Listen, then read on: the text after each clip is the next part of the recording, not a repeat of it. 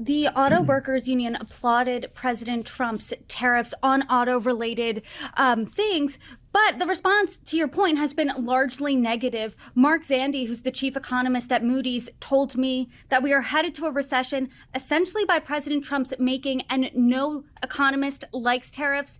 The market has indicated time and time again they do not like tariffs. Is there any indication that the White House is listening to this criticism? Well, I think they hear it. I don't know if they're actually actively listening to it and will respond to it. I think it's going to take the American people ultimately to say, hey, we're fed up. Donald Trump ran on reducing costs for American families, especially groceries.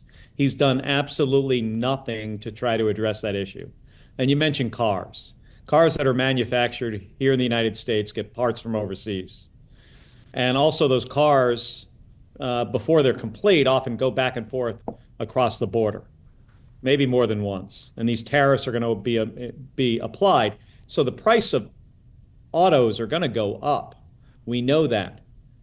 I guess I get what Donald Trump is trying to do, but he really needs to speak to economists about what the results of what his actions are going to be.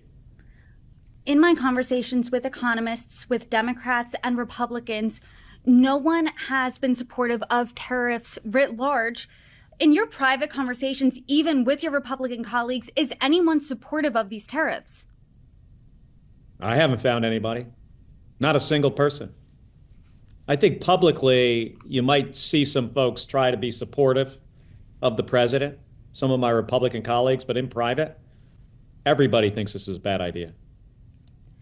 Is there anything going to be done then? Because if everyone's saying, hey, it's a bad idea, this is bad for the American consumer, this is bad for the everyday American, what's going to be done for them? Well, like a lot of issues with regards to this president and this administration, we need our Republican colleagues to get off of the sideline and say things publicly. So he knows they oppose this. And he should be able to understand that if they oppose this, it's because their constituents are going to be hurt by these policies. And their constituents understand that this is bad policy. So I think the best path forward for us, I mean, I can continue to talk about how bad this is publicly, and I can advocate to my Republican colleagues to get off the sidelines. Ultimately, what's going to happen is everybody is going to need to be vocal about this and tell the president that you are hurting the American people with these tariffs. You're not helping anybody.